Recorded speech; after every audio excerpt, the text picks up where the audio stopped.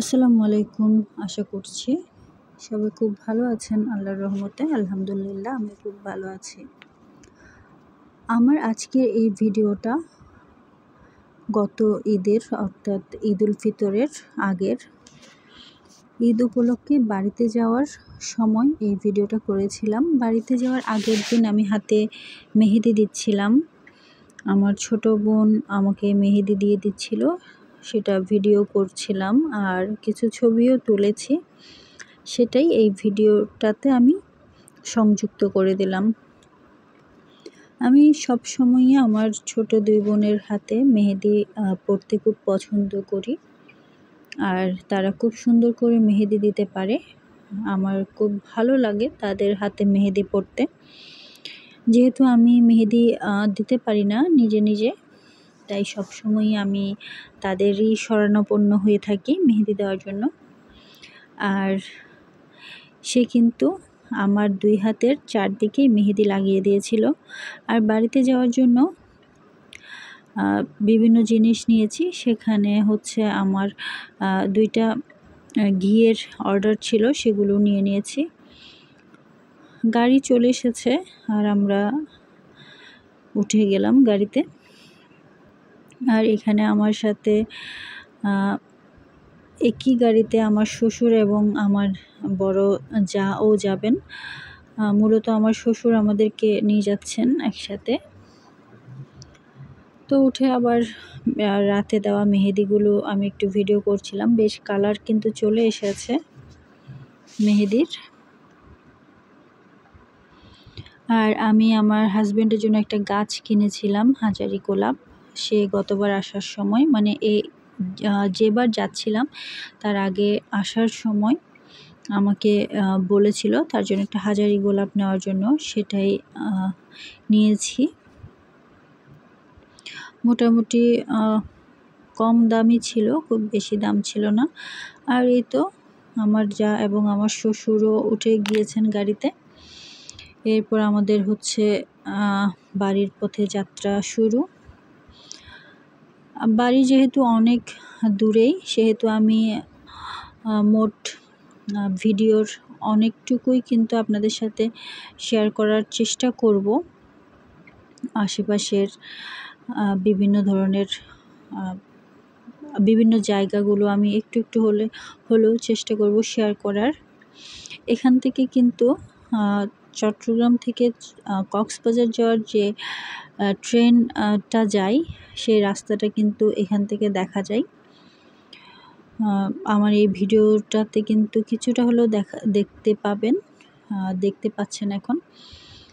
এইটা কিন্তু অনেকটাই দূর, তারপরও এখান থেকে মোটামুটি কাছে দেখাচ্ছিল। আর আমি ভিডিওটা একটু স্পিডটা বাড়িয়ে দিয়েছি, কেননা যদি আমি এটা স্লো স্পিডে রাখি তাহলে কিন্তু আমার ভিডিওটা অনেক বেশি বড় হয়ে যাবে। অনেক বড় ভিডিও দেখতে হয়তো অনেকের বিরক্ত লাগতে পারে। আমিও যেমন নতুন নতুন বন্ধুদের অনেক ভিডিওই আমি লং ভিডিও দেখি না, কিছুটা শর্ট ভিডিও, বিশেষ করে 5 থেকে 6 মিনিটের ভিডিওগুলো আমি দেখতে পছন্দ করি। তো আমি ভিডিও করার সময়ও আমার মনে হয় হয়তো আমার লং ভিডিওগুলো আসলে অনেকে দেখবে না, সেজন্য আমি চেষ্টা করি 6 থেকে 7 মিনিটের মধ্যেই ভিডিও রাখার। তারপরেও কিন্তু আজকের ভিডিওটা প্রায় 8 মিনিট হয়ে গিয়েছে। আমি অনুরোধ করব যারা যারা এখনও পর্যন্ত দেখছেন তারা ফুল ভিডিওটা দেখবেন, কেননা আমরা যারা ইউটিউবে কাজ করছি আমাদের জন্য ওয়াচ টাইম অনেক বেশি গুরুত্বপূর্ণ। তো ওয়াচ টাইম কিন্তু একটা নির্দিষ্ট সময় না হলে কিন্তু আমরা আমাদের কাঙ্ক্ষিত লক্ষ্যে পৌঁছাতে পারবো না।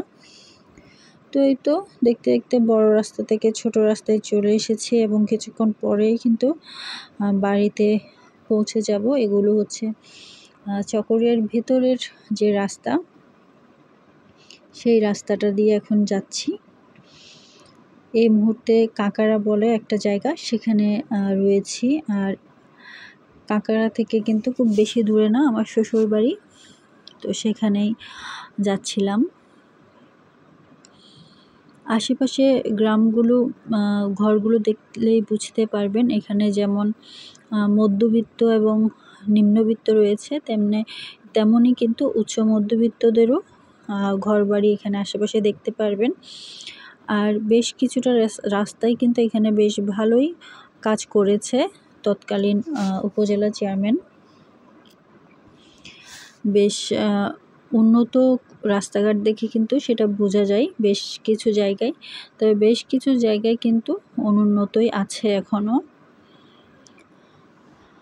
তো রাস্তার সাথে সাথে যা সবার নজর কাড়বে সেটা হচ্ছে চারপাশের রাস্তার দুপাশের ধানক্ষেত, তারপর হচ্ছে দূরের পাহাড়। এগুলো অনেক বেশি ভালো লাগবে যারা প্রকৃতি পছন্দ করেন তাদের। তো আমিও যেহেতু প্রকৃতি পছন্দ করি, গাছপালা আমাকে টানে, তো এই রাস্তাটাও আমাকে বরাবরই সবসময়ই আকর্ষণ করে। আর এটা যেদিন আমরা যাচ্ছিলাম সেদিন কিন্তু অনেক বেশি রোদ ছিল, কিন্তু যেতে যেতে রোদটা পড়ে গিয়েছে, যেহেতু অনেকটা সময় লাগে বাড়িতে পৌঁছাতে, 3.5 ঘন্টা লেগে যায় ন্যূনতম। আর এখানে আমি একটু স্লো রেখেছি ভিডিওটা, কারণ আশেপাশে প্রকৃতিটা আসলে অত ভালো বোঝা যাচ্ছে না, তাও স্লো রেখেছি প্রকৃতি গাছগুলো বিশেষ করে দেখানোর জন্য। আর তখন সূর্য কিন্তু অস্ত যাচ্ছিল, আর ইফতারের সময়ও হয়ে আসছিল প্রায়। আমরা ভেবেছিলাম রাস্তাতে হয়তো বা আজান দিয়ে দিবে, কিন্তু না, আমাদের বাড়িতে যাওয়ার পর আরও বেশ কিছুক্ষণ পর বাড়িতে গিয়ে কয়েকটা জিনিস তৈরি করার পর আজান দিয়েছিল। এখান থেকে আমি ফ্রোজেন সমুচা নিয়ে গিয়েছিলাম, সেগুলো ভেজেছি, সাথে আরও কয়েকটা নাস্তা ছিল সেগুলো ভেজেছি। এরপরই কিন্তু আজান পড়েছিল। তো বিশেষ করে এই পাহাড়টা যারা সামনাসামনি দেখেছে তাদের কাছে কিন্তু খুবই সুন্দর লাগবে এই পাহাড়টা। তার সাথে কিন্তু পাহাড়ের ভয়ঙ্কর রূপও রয়েছে। আর আরেকটা জিনিস নজরে কাড়বে, সেটা হচ্ছে এখানকার মানুষেরা অনেক বেশি গরু লালন পালন করে আর তামাক চাষ করে। সেটাই কিন্তু আশেপাশের প্রকৃতি দেখলে বোঝা যাবে, আশেপাশের অবস্থা দেখলে বোঝা যাবে। তো এরই সাথে আমি একেবারেই শেষ প্রান্তে চলে এসেছি আমার ভিডিওর।